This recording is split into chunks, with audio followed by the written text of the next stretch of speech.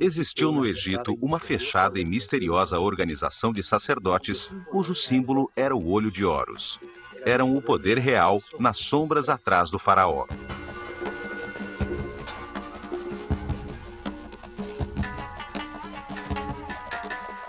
Foram os herdeiros de sacerdotes sobreviventes do ciclo anterior da humanidade que viram no dilúvio uma oportunidade para orientar a humanidade em direção a um destino mais alto e estruturar uma sociedade dedicada ao aperfeiçoamento espiritual.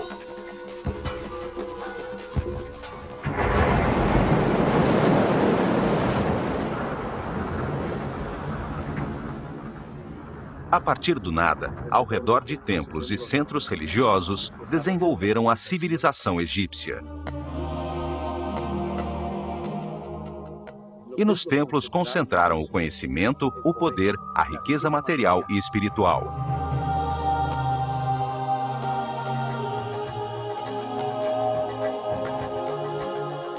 Cada templo revelava um tema diferente.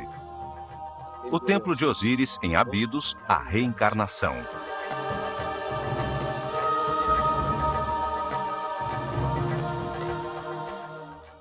O templo de Kom-Ombo, a dualidade.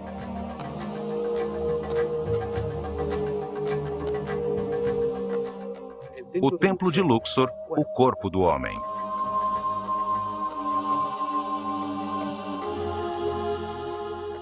O templo de Hathor, em Denderah, a gestação.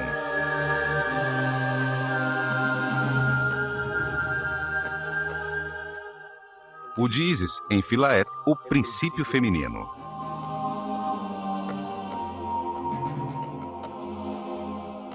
Cada templo ampliava o conceito do processo evolutivo. O templo de Horus, em Edfu, revelava a existência da iluminação.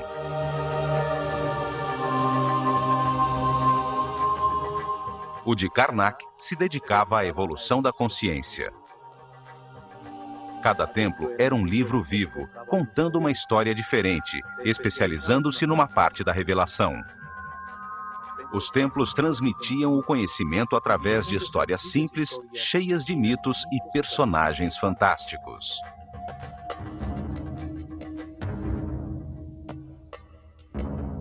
Revelavam informações utilizando uma história fantástica, uma parábola com ensinamentos, um mito cheio de personagens simbólicos que explicavam a vida como parte de um processo de aperfeiçoamento. Cada personagem representava uma força que moldava o caráter, que levava a agir de uma maneira específica, produzindo como resultado uma ação vital que aperfeiçoava.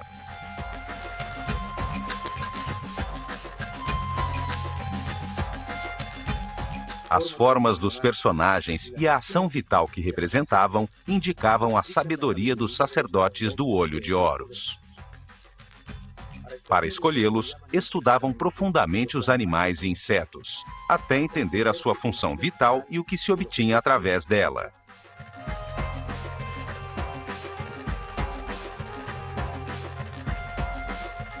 Depois, escolhiam um animal que melhor representasse uma ação vital e o combinavam com um homem, num símbolo gráfico muito simples.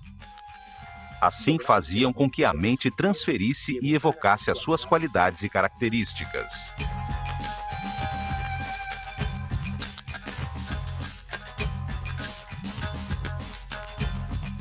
Um homem com cabeça de falcão convertia-se num ser que tudo vê, como um pássaro que evoca a liberdade e a leveza do espírito.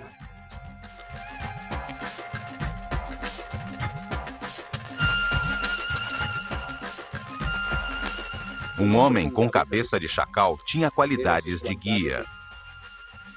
Outro com um sol sobre a cabeça indicava a sabedoria que irradiava, o alto nível de evolução da sua consciência.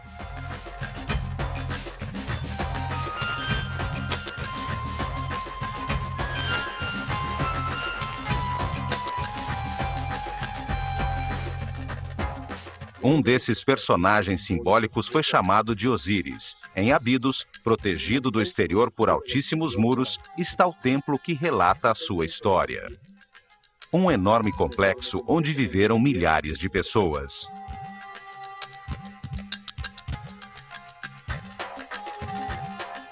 Neste programa, veremos o que este templo revelava. Abidos se encontra a 150 quilômetros ao norte de Tebas, a última capital do Império Egípcio, seu último centro religioso. Por volta do ano 1300 a.C., Sete I e seu filho Ramsés II construíram um templo dedicado a revelar a existência da reencarnação. O templo era formado por 2 pátios fechados,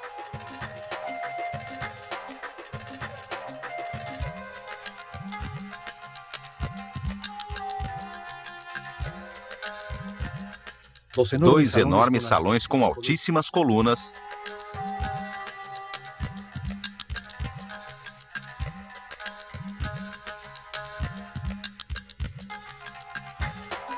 sete santuários e uma série de câmaras e áreas de serviço.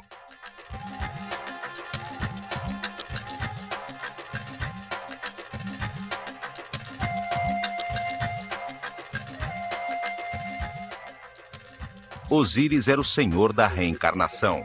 Representava a força que impulsiona o processo evolutivo do homem através de muitas vidas, transmutando-o num ser perfeito e imortal.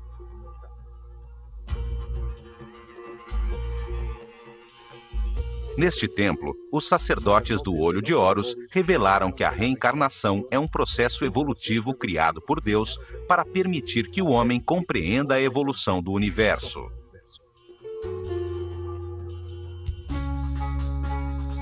A informação na consciência é ampliada lentamente, através de muitas vidas, para transformar a ignorância dos seus filhos em sabedoria. Um processo que converte espíritos inocentes em seres experientes, que entendem a razão da sua existência. A reencarnação transforma um ser denso e rígido que permanece na baixa vibração do medo num ser flexível, etéreo, que vive na frequência altíssima do amor.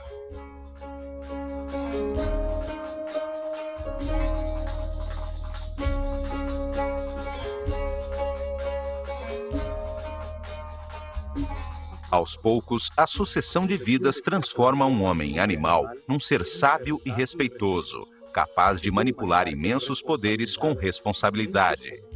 Um super-homem. O processo de aperfeiçoamento se realiza na Escola Universal dos Contrastes, uma realidade de opostos, polarizada e dual, de luz e escuridão, de matéria e espírito, de sofrimento e felicidade.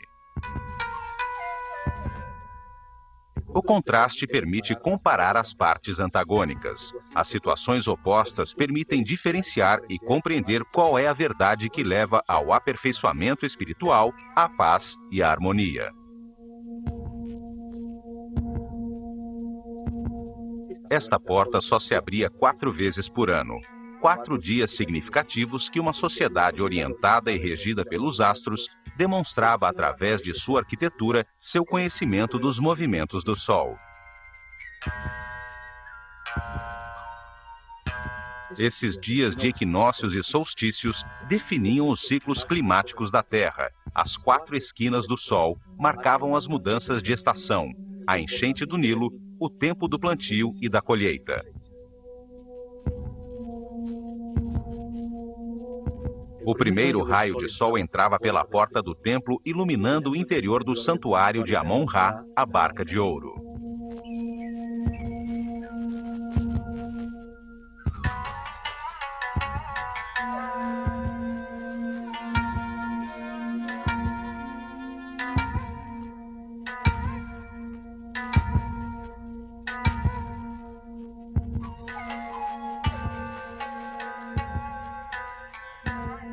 A nave simbolizava o caminho da consciência na Terra, o do Sol nos céus, a causa dos dias e dos anos num universo que nunca se detinha.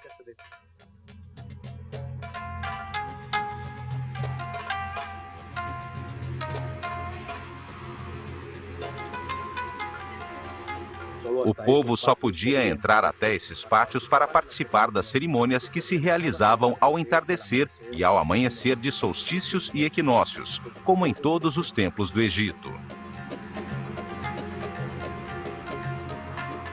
Este primeiro salão continha informação sobre o tempo e o espaço, os ciclos zodiacais que produzem ritmos, tempos difíceis e fáceis, a alternância necessária no universo de contrastes.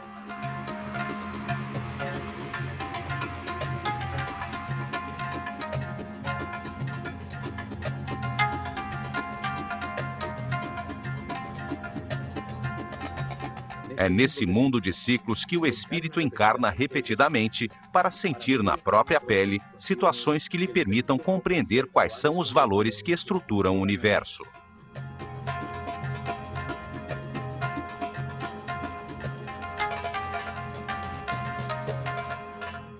Em cada vida, adota uma nova personalidade, com outra família, em outro lugar e tempo, para experimentar situações definidas por um novo destino. Tem uma mente livre para decidir como agir nas situações que enfrenta e para analisar o resultado de seu comportamento. É assim que evolui ao tomar milhões de decisões e avaliar os seus resultados.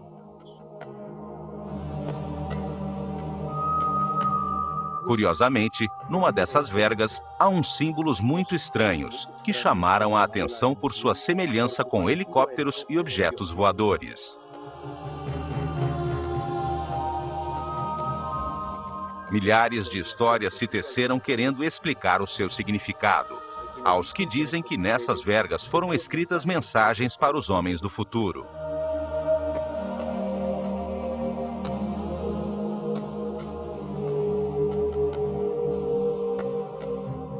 E no momento em que estes símbolos forem entendidos pelos visitantes do templo, chegará a nova era de Aquário e a humanidade viverá o fim de um ciclo e uma mudança transcendental. 36 colunas sustentam o alto teto do salão seguinte, dedicado à ordem universal, ante as 7 capelas que arrematam o templo.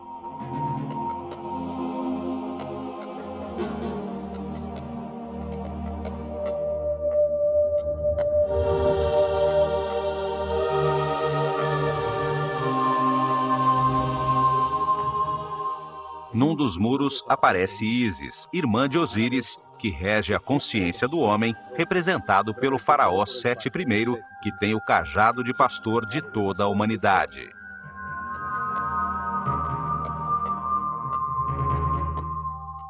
Dá o sopro de vida, o instante divino em que o espírito encarna num corpo, para encontrar verdades sobre o universo, ao compreender os resultados de suas decisões na vida.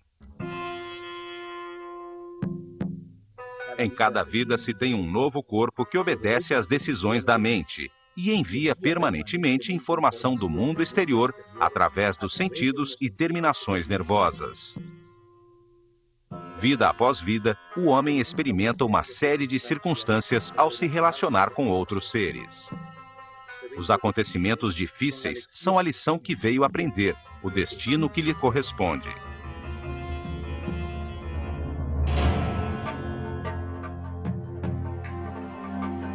A reencarnação transforma o homem pouco a pouco num ser tolerante. Alguém que aprende a respeitar os outros, a não querer mudar ninguém, a ser flexível, pois compreende que todos têm a sua missão. Evolui e entende que experimenta aquilo que tem que aprender, que tem o que precisa, que tudo o que acontece é perfeito, que os contrastes existem para a compreensão do universo e, assim, desenvolvem uma grande confiança em Deus.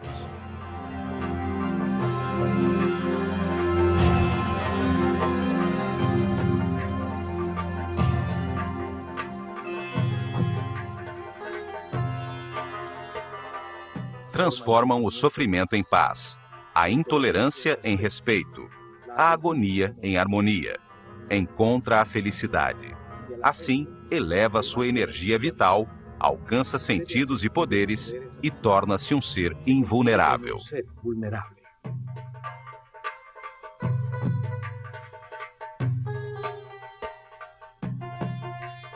A reencarnação transforma um homem mortal, com limitada consciência temporal, num ser imortal com consciência permanente, que pode entrar e sair voluntariamente da matéria.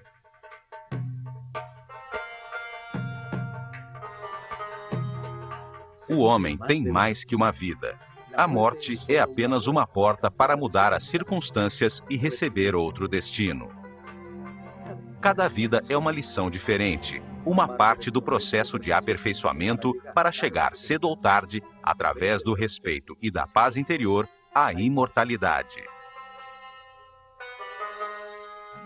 A revelação egípcia estabelece que cada espírito passa por esse processo de aperfeiçoamento durante um ciclo cósmico, uma volta do sistema solar ao redor do Sol central da galáxia.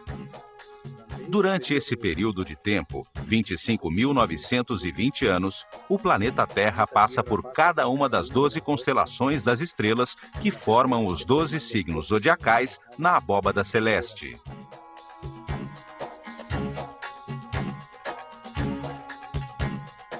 Isso acontece para que o espírito receba as diferentes energias e forças das estrelas durante 12 eras de 2.160 anos, 12 ciclos que produzem diferentes processos e estados.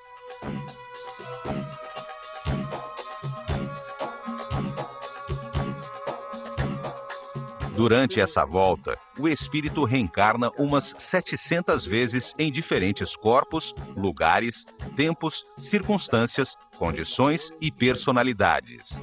Durante essas vidas, ascende do primeiro ao 7º nível de consciência.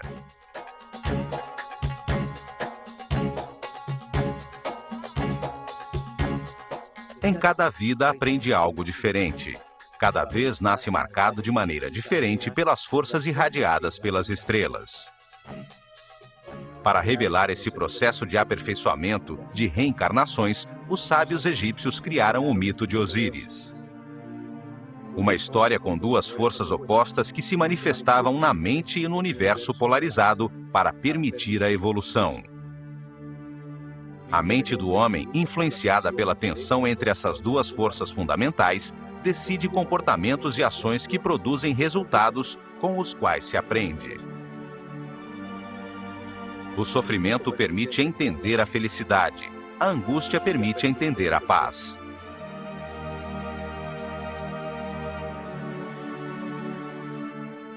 O mito tinha 4 personagens fantásticos, 4 irmãos que se juntaram de maneira natural e, ao fazê-lo, representaram duas forças opostas, a luz e a escuridão.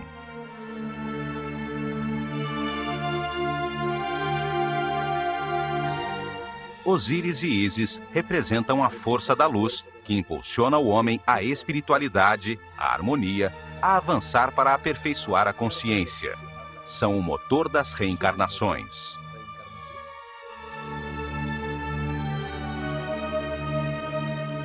Set e Neftis simbolizam a força da escuridão, que impulsiona o homem à materialidade, aos prazeres sensoriais, à densidade da inconsciência e à imobilidade da ignorância.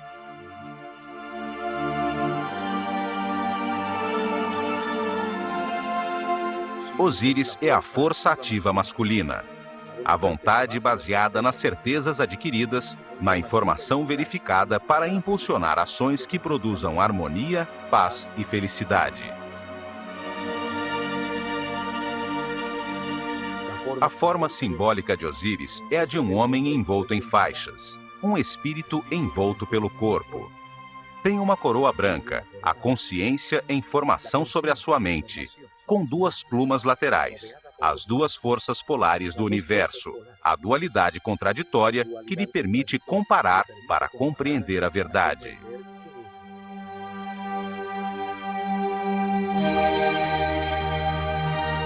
Em sua mão esquerda, leva o gancho de pastor, a força que guia o rebanho humano pelo caminho das transformações e dos ciclos. Na mão direita, leva o instrumento que separa as espigas boas das ruins. Cada decisão, cada colheita produz o resultado de um sofrimento. As espigas ruins são de harmonia. As espigas boas são a consciência ao compará-las, o que permite o aperfeiçoamento.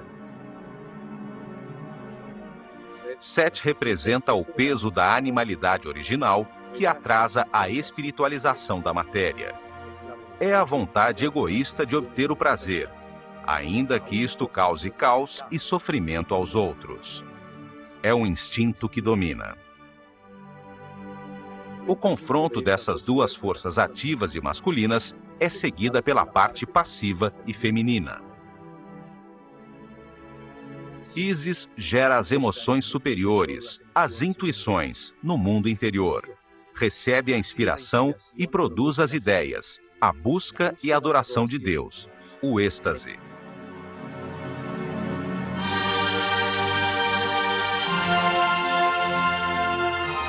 Neftis recebe as sensações e os desejos gerados pelo corpo. Gera a análise elementar perceptiva do mundo exterior através dos sentidos.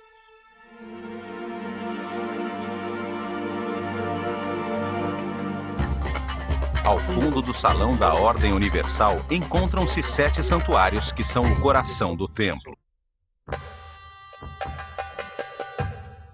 Ao fundo do salão da Ordem Universal encontram-se 7 santuários que são o coração do templo. Explica as fases do Gênesis, a aparição do pensamento humano e os princípios divinos, as forças que impulsionam seu processo de aperfeiçoamento. O primeiro santuário está dedicado a Thoth e ao nascimento do faraó Sete I, que representa no templo o nascimento da consciência do homem no universo.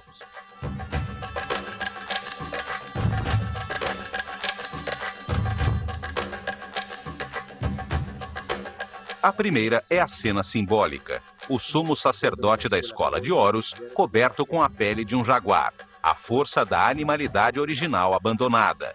Ajuda no nascimento do faraó Sete I. Nasce a consciência que pode participar da evolução do universo.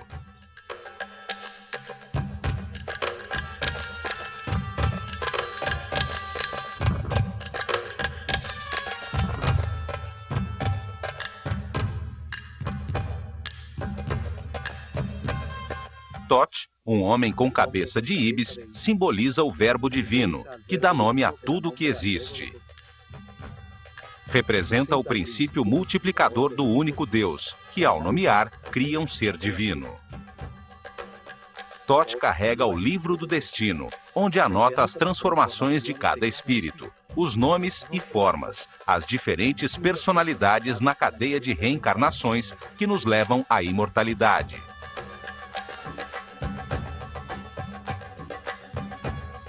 Cada espírito recebe um corpo, um nome.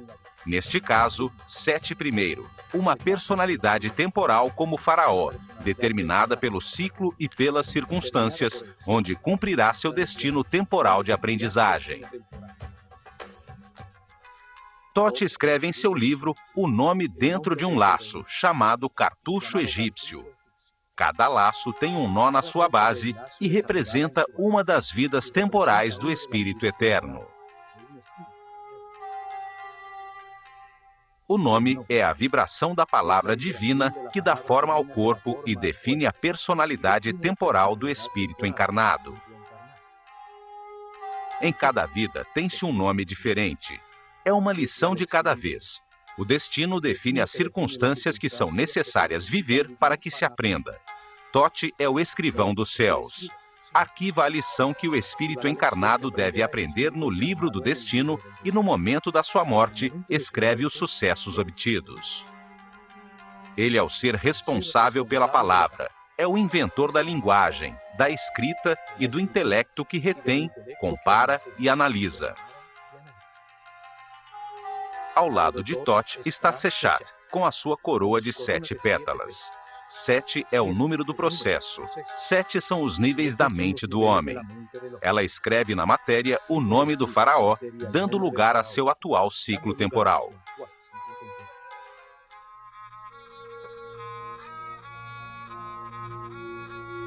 Parte do mito de Osíris é o chamado julgamento dos mortos. Acontece quando o espírito do morto chega ao Doat, uma dimensão além da física, para encontrar-se com as forças que impulsionaram a sua mente no universo de contradições que é a vida sobre a Terra. Nuduat revê a sua vida, avalia seus atos e eleva o que aprendeu sobre o universo até sua consciência permanente, antes de reencarnar, a fim de que continue o processo de aperfeiçoamento. Anubis, um homem com cabeça de chacal, guia o espírito do morto nesse mundo imaterial. O chacal simboliza a força guia. Os egípcios perdidos no deserto reencontravam a civilização seguindo as suas pegadas.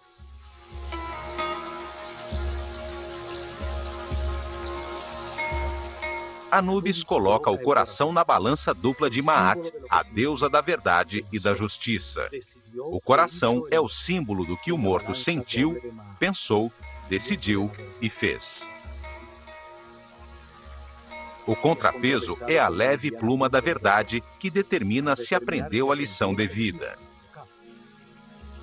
Precede a Thoth um homem com cabeça de íbis que simboliza o único Deus quando multiplica os seres da criação. Ele pesa o resultado de cada decisão, avalia o seu comportamento em cada circunstância difícil do seu destino, a lição essencial nesta encarnação. Ele escreve o livro do destino, os registros akáshicos, as transformações de cada espírito em seu processo de evolução, o nome que usou, a forma que adotou, o lugar onde nasceu, as circunstâncias que experimentou e os resultados obtidos. Uma estranha figura, composta de partes de vários animais, observa. Representa as formas encarnadas pelo espírito, as diferentes formas de animalidade original. É a força animal que impulsiona o espírito em direção à matéria, a paixão, o desejo, as sensações do corpo. É a força de Sete, o lado escuro de todo ser humano, o que atrasa o seu processo de evolução.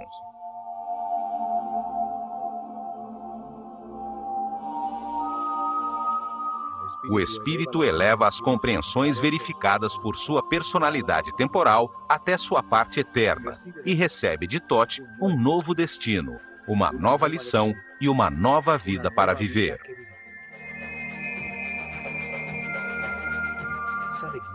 Sai guiado por Horus, a luz de sua própria consciência, a que o espera no momento de sua liberação definitiva, quando terminam seus ciclos de reencarnação, porque já aprendeu tudo.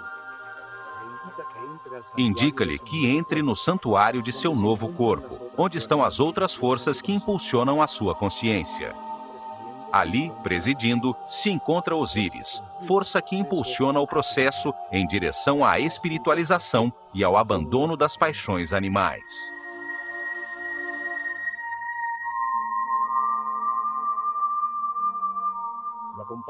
Está acompanhado de Ísis e Néftis, suas conexões com as sensações e emoções do corpo que ocupa nesta nova vida em que acaba de nascer.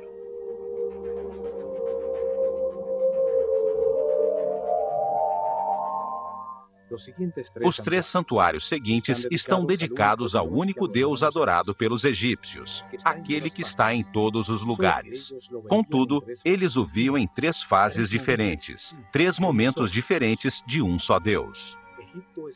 O Egito é um país de um só Deus, e sempre foi assim. Só que para eles, esse único Deus, essa única e total consciência, se manifesta no universo em 3 diferentes momentos do Gênesis.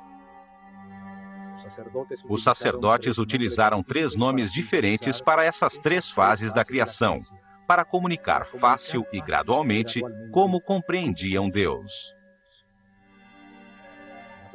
Na primeira fase da criação, antes da manifestação do universo, existia apenas um Deus absoluto, a unidade inicial, a quem chamaram de Aton-Ra. Nunca foi representado com uma forma física, e nos hieroglifos era desenhado como um disco dourado, um sol simbólico, fonte da luz. O santuário de Aton-Ra era o primeiro dos 3. Aton-Ra é o Deus absoluto, que existia antes da manifestação do universo. Ele é a unidade, a matéria-prima, o caos que contém tudo em potência, o nada, o grande princípio, a própria essência de todas as coisas, o Espírito Divino, eterno, imutável, que sabe tudo e está em todas as partes. O santuário seguinte é o de Ptah, Deus na hora em que a sua vontade manifesta a criação e dá lugar ao universo.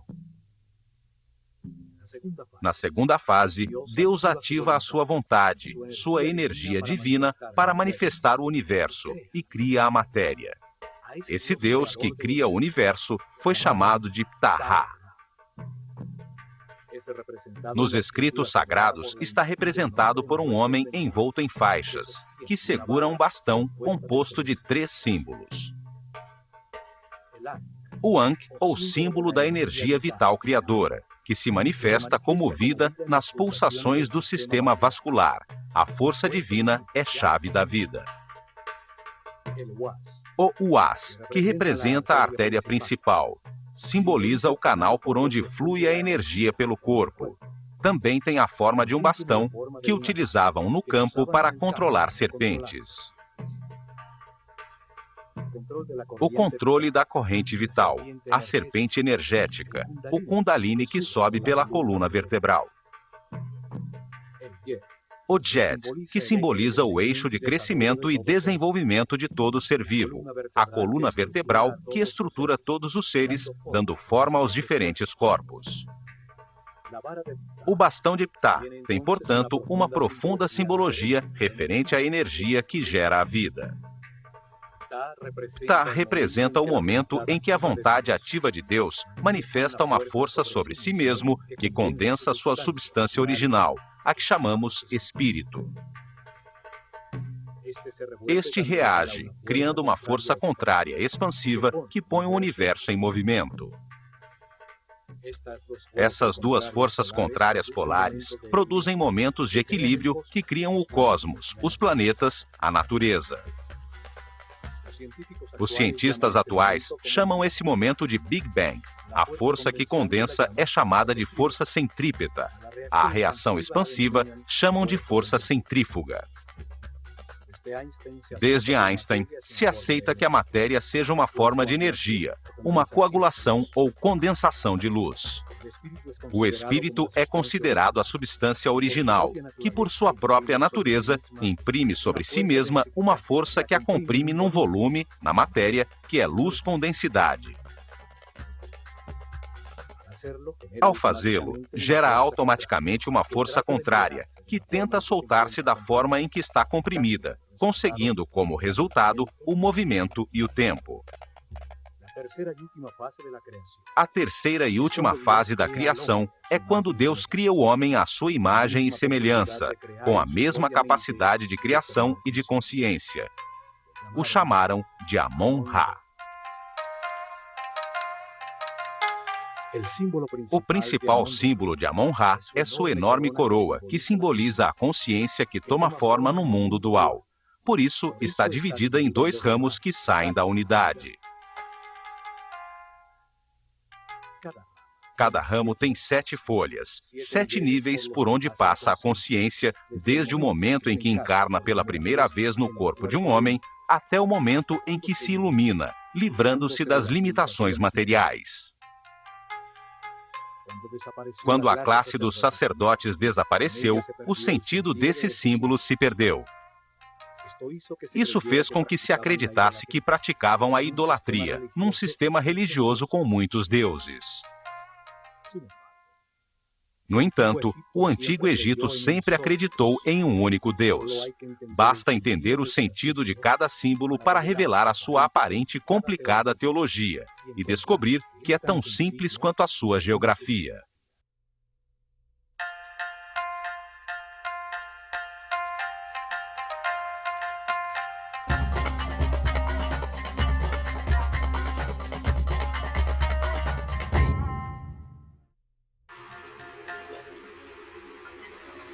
No templo de Osíris, em Abidos, o único Deus, em cada uma das fases da criação, tem o seu próprio santuário. O último santuário é o de Amon-Ra. Representa o momento em que, no universo existente, Deus cria o homem à sua imagem e semelhança, com o propósito de conscientizá-lo sobre a própria vida. Esta é a capela central do templo, dando importância central ao aparecimento da consciência no universo.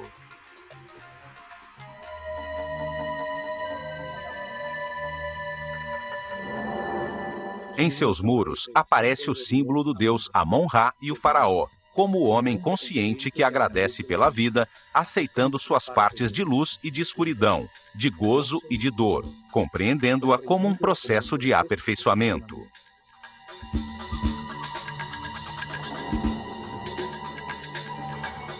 Amon-Ra também simboliza de maneira fálica a multiplicação da consciência, com um falo à altura do umbigo, o lugar de onde cresce o homem.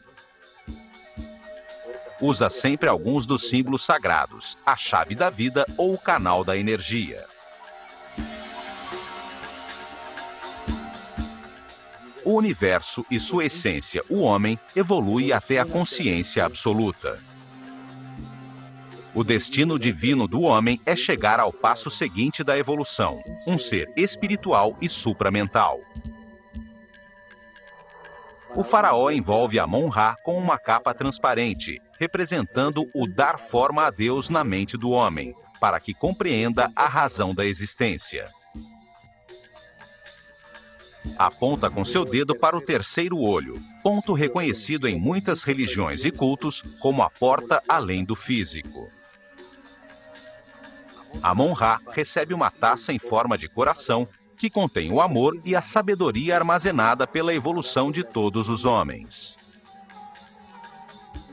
As 3 capelas seguintes estão dedicadas da seguinte maneira: a primeira a Osíris, a segunda a Ísis e a terceira ao filho de ambos, Horus. Na criação polar que se manifesta como luz e escuridão, Osíris e Ísis representam a luz, o avanço da consciência através dos ciclos de vida, morte e renovação.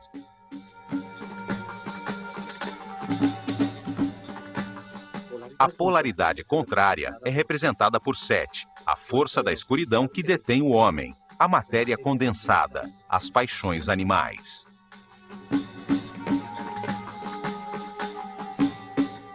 Horus nasce quando a luz triunfa sobre a escuridão. É o filho de Osíris e Ísis. Representa o momento em que cada ser espiritualiza a sua matéria, deixando para trás a sua animalidade original, transformando-se num ser sem limitações, consciente de todas as vidas que viveu. Osíris aparece nos muros de seu santuário com diferentes chapéus simbólicos na cabeça. Momentos distintos do processo de aperfeiçoamento, diferentes etapas e estados adquiridos. O processo de evolução acontece simultaneamente de 2 maneiras. Um processo visível e exterior de evolução física, onde uma forma cada vez mais sofisticada de corpo é mantida e transmitida continuamente através da hereditariedade. E um segundo processo invisível de evolução do espírito através da reencarnação, em direção a graus cada vez maiores de consciência, até chegar o momento do nascimento de Horus no interior de cada homem.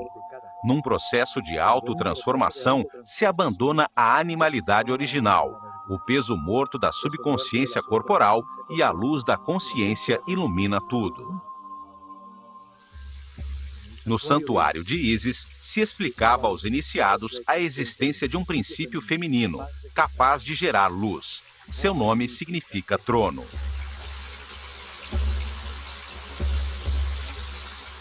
Cada imagem simbólica expressa um pensamento de uma maneira muito simples, além da linguagem. Na filosofia esotérica, se diz que cada símbolo tem 7 chaves. Ísis é simbolizada por uma mulher com um abutre na cabeça, sobre o qual se apoiam 2 chifres de vaca que sustentam um disco dourado. Osíris e Ísis representam 2 forças gêmeas, orientadas à espiritualização da matéria, à evolução da consciência. No mito, converteram-se em irmãos ou em marido e mulher.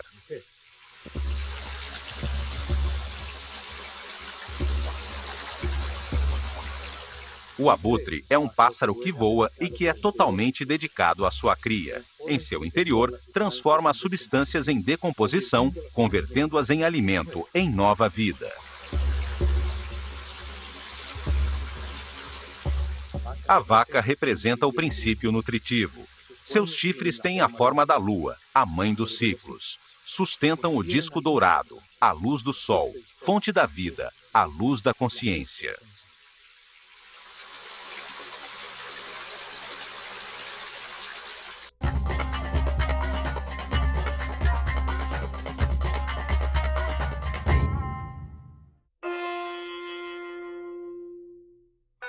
Na reveladora história mítica, Osíris e Ísis governavam o Egito.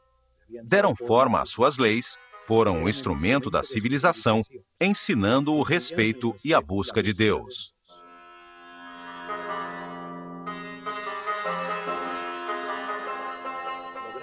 Depois disso, Osíris prosseguiu sua busca em outras dimensões, a outras verdades e outros conhecimentos, deixando o reino, símbolo da mente, nas mãos de Ísis, sua esposa e irmã.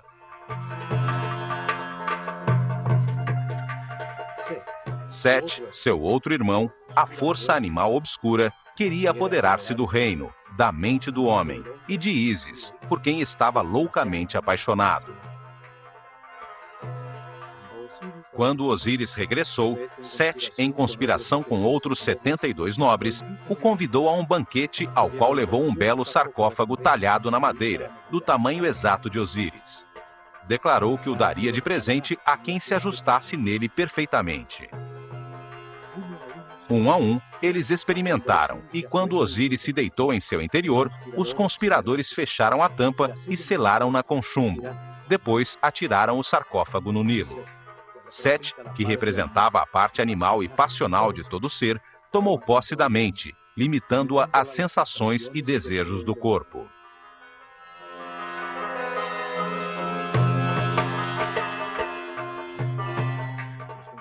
Os conspiradores simbolizam as reencarnações que a consciência presa no sarcófago do corpo tem que viver durante um ano cósmico, para transformar a matéria em espírito.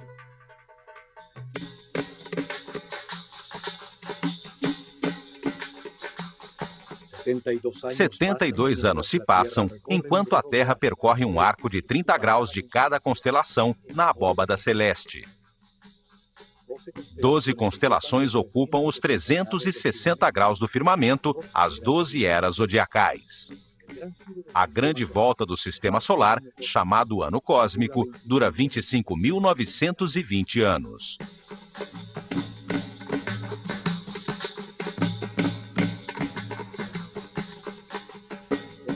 Segundo o mito, o sarcófago com Osíris chegou às costas do Líbano, onde, preso a uns galhos de tamarga, converteu-se numa bela árvore que o contém em seu interior.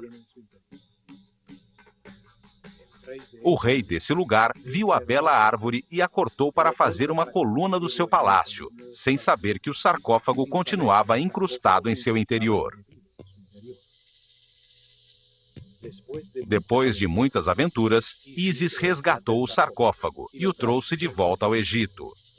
Quando Sete descobriu, cortou o corpo de Osíris em 14 pedaços e espalhou-os por todo o país. Entretanto, Ísis percorreu o Egito e encontrou uma a uma 13 das partes, todas menos o falo de Osíris, que, segundo a lenda, foi devorado pelos peixes do rio. Um simbolismo do abandono da sexualidade e da animalidade originais.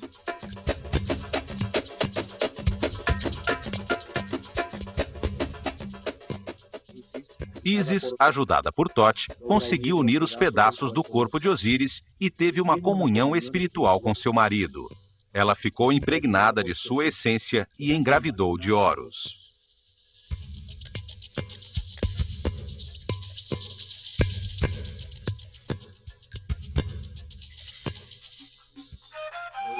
Horus representa a iluminação, quando se abandona a roda de reencarnações, pois já se adquiriu a sabedoria necessária para não perder nunca mais a consciência adquirida.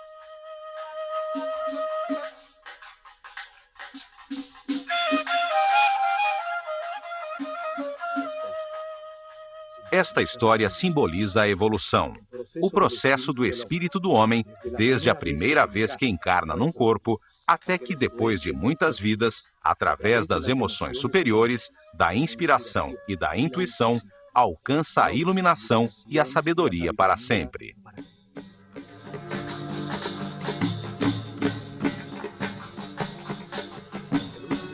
O último santuário do templo é o de Horus, a porta que se abre às estrelas. Horus representa o momento da ressurreição, da iluminação e da imortalidade. O fim das limitações materiais, o momento de ver todas as vidas vividas, mantendo para sempre a consciência adquirida. A revelação afirma que o espírito do homem, depois de muitas vidas, chega a um nível de sabedoria em que compreende a razão de sua existência e as forças fundamentais do universo. A compreensão obtida por seu espírito, com o resultado das experiências de muitas vidas, o leva ao ponto de harmonia, em que pode libertar-se da roda de reencarnações e limitações da matéria. Esse momento acontece quando respeita os outros, aceita que tudo que ocorre é perfeito e permanece em paz e harmonia.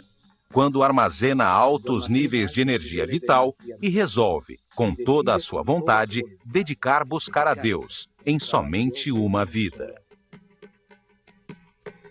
Se ao chegar a esse nível, decidir esforçar-se para conseguir a perfeição, abre a porta ao caminho de Horus, a transformação que permite o abandono da roda de reencarnações sucessivas.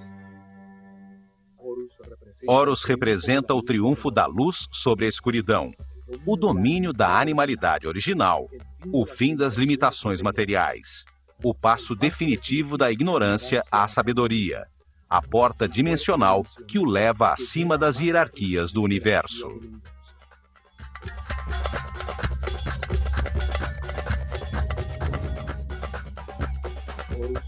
Horus é simbolizado por um falcão dourado que tudo vê, que voa livre como um espírito, por cima das circunstâncias materiais. Todos avançamos e reencarnamos, impulsionados pela força de Osíris, e levamos dentro de nós a semente de Horus, a passagem à imortalidade e à consciência permanente. Só poderemos chegar lá aprendendo a ser flexíveis, a valorizar o que temos, a aceitar as circunstâncias e as pessoas que nos rodeiam e a agradecer pela oportunidade de estar vivos, para tomar consciência de que fomos criados por amor.